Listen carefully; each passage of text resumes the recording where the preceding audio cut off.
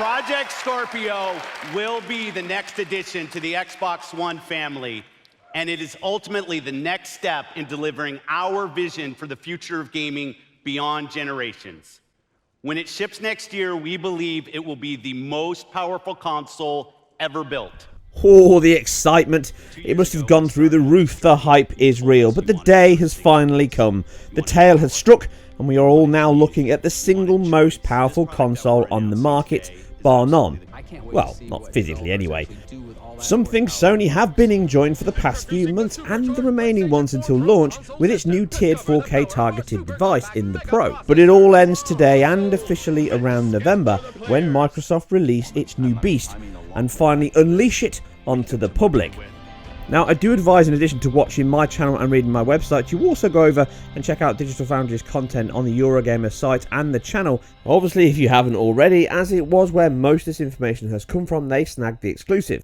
You've also got to take into account the PR spin that is in there, but it has all come from the horse's mouth directly, so that's understandable. So, this comes down to the same facts that everyone will probably be talking about more than anything else in the specs, which sadly misses the point of this entire console and is the wrong thing to center on.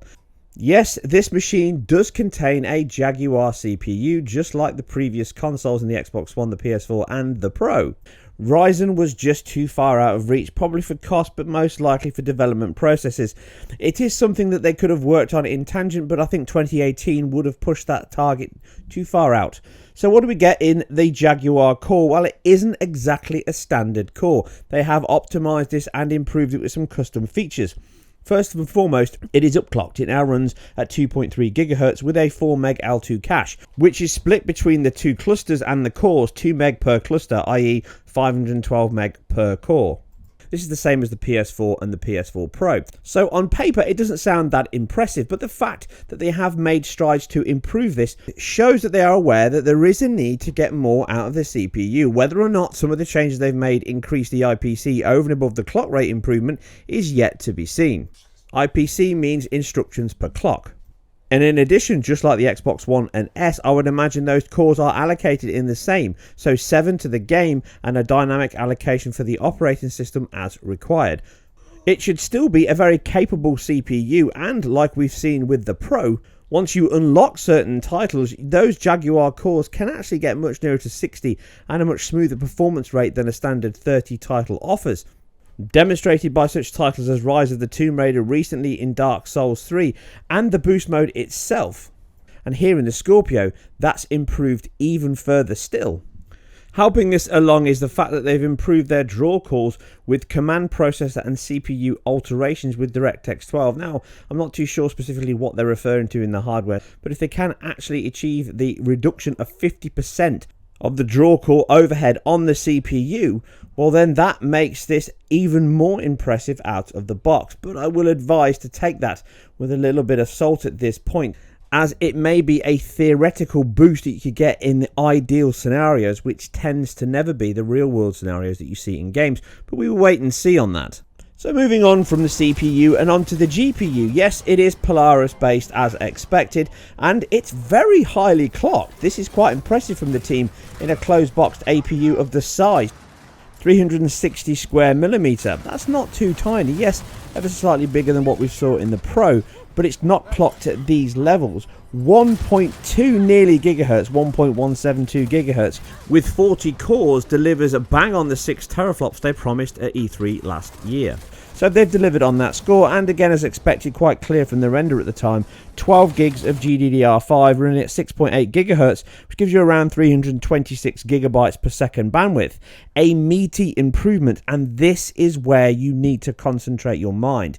Now, the GPU improvements here are quite vast. They would have improved the ROPs, they would have improved the TMUs drastically over what we saw in the Xbox One, and even better than what we're seeing in the Pro at the moment. So they are increasing their throughput and their pixel fill rate by nearly 3% here, 3 times here, not 3%, my apologies, 3 times here. That's very, very impressive, and along with the bandwidth and the memory space, remember you're now getting 8 gigs allocated to the game rather than 5 or 5.5. This makes modern titles at 4K a reality here, rather than being bandwidth and memory space limited.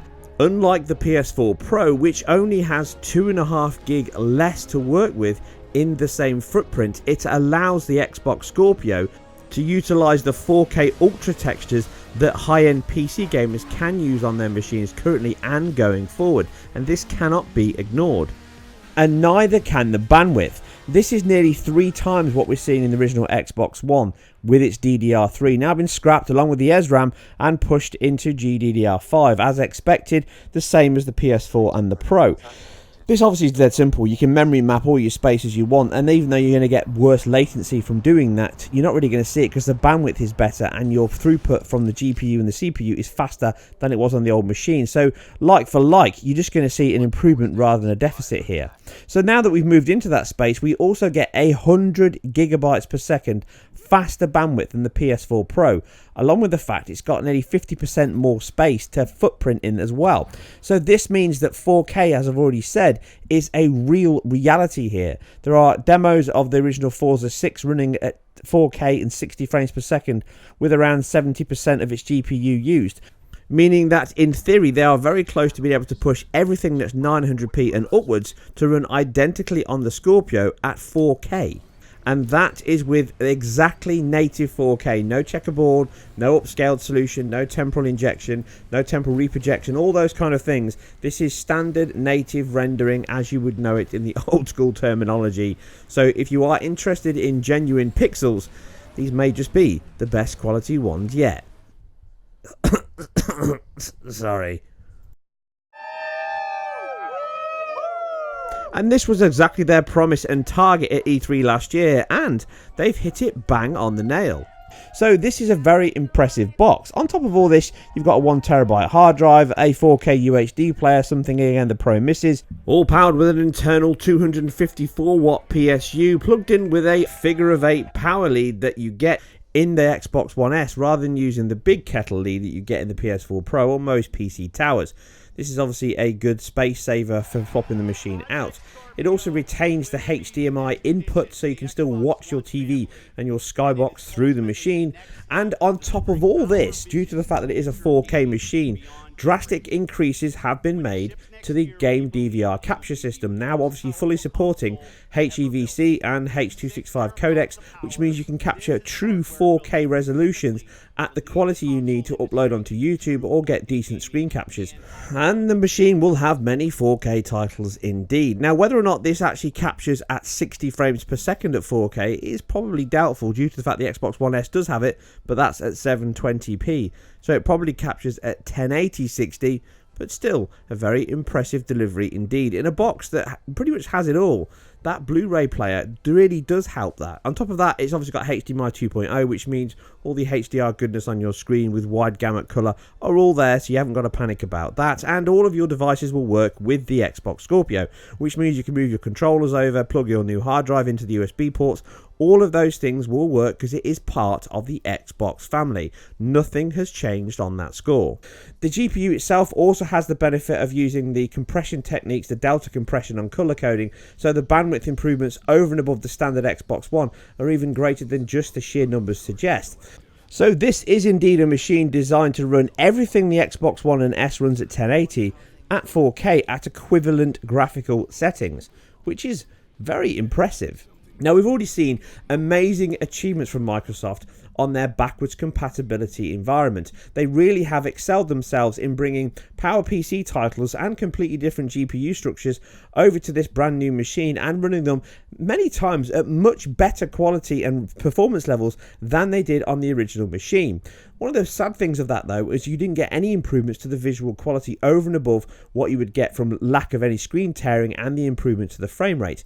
Not so on the Xbox Scorpio. Here, Xbox One titles will receive additional benefits. Obviously, you'll have the first one just like Boost Mode, where performance will be drastically enhanced due to the increase in GPU and CPU being made available to every single title you play. Remember, your disc can just be whipped out of your Xbox One, stuck in this Scorpio, and it will play exactly as it did on there but with the enhancements I'm talking about here. On top of this, graphical features like anisotropic filtering can also be incorporated into the title, so you will see much better texture filtering due to the improvements in cache and bandwidth additions that you didn't have on the Xbox One, so much cleaner graphics at better frame rates and fully V-synced in this environment. Remember, they have access to this at the driver level, so they can tweak and change things like this, just like you see it on a PC environment, where you can override and basically inject into the game overall. I doubt this is an actual virtualized environment due to the fact they've kept with their Jaguar cores. This means that they are now compatible with every title, but this is a driver intersection with all the additional space available to them on this new machine, or at least headroom. Now, they say they've gone back and handled this at a per game level, so some games will see better or worse improvements than others, but all of them will see visual and performance improvements overall. Whether that's true or not, as I can't see them covering every single title ever made for the Xbox One catalogue, but it may be something to do with how they're handling it at the hardware level, or at least the version of the operating system that that game shipped with. Anything else above that is basically an extra. That means you see the VSync option, you see texture filtering improvements, you see performance and resolution improvements. Again, if it's a dynamic title, say like Halo 5 or Gears of War 4, then they will dynamically shift to the highest level pretty much all the time, I would suspect, here on this amount of resource. And finally, they will be using that additional RAM not needed for the Xbox One titles in the compatibility mode here to create a virtual drive effectively in VRAM. So a very expensive 2.5 to 3 gig drive sitting there to store the game, which will give you SSD speeds and better for loading your titles. So that's quite an achievement, and they really are going all out to make this the best experience to play all of your multi-platform titles on. And it will also improve the titles from the first-party teams, such as Rare, which I am absolutely dying to play their latest title in Sea of Thieves. And the same goes for whatever the Coalition can cook up for next time, and obviously the next Halo title in 343 Industries. But the machine and Microsoft as a whole is much more about enticing third-party developers. All the work they're doing to entice indie developers onto the machine, making it very easy and effectively giving away development machines. You can make a game on UWA and port it straight across to the Xbox machine from Windows 10 so simply, and this is what it's all about. This is where they're headed, and this is what this machine is. It's not about hardware, it never has been. It's all about the SaaS, software as a service. That's where everything works and they make their money.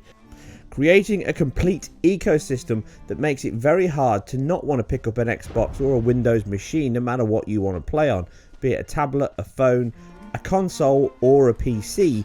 Every option they've taken to give you the best possible choice, and you've now got two options, a lower tier and an upper tier, to get into the console platform if you don't want to have a PC in your living room, and the ease of just having the simple plug and play solution, which consoles still predominantly deliver and take away all the headaches, or at least the perceived headaches that PC can bring at times. Anyway, that's my video for now. I will be back with far more coverage on the Scorpio, and I'll be looking in depth at some comparisons as to what we can expect from the hardware we have now seen in a PC environment using DirectX 12 and DirectX 11 games. So please stay tuned for that, as I have much more in-depth coverage coming.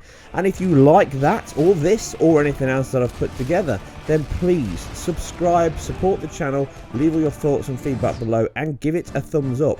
Please visit my website to read more on this and everything else that I cover. I am completely self-funded and independent, and therefore I am also completely unbiased. And to keep me that way, I really need support from you guys and girls to help me out. This is a difficult thing that I do here with this channel, and covering this has all been done straight after I've left work.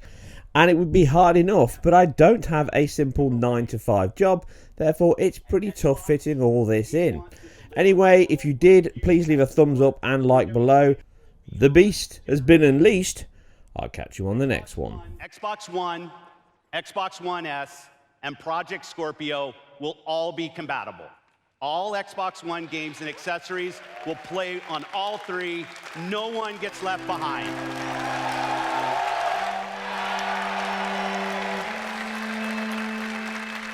Except you, Don. You know what you did.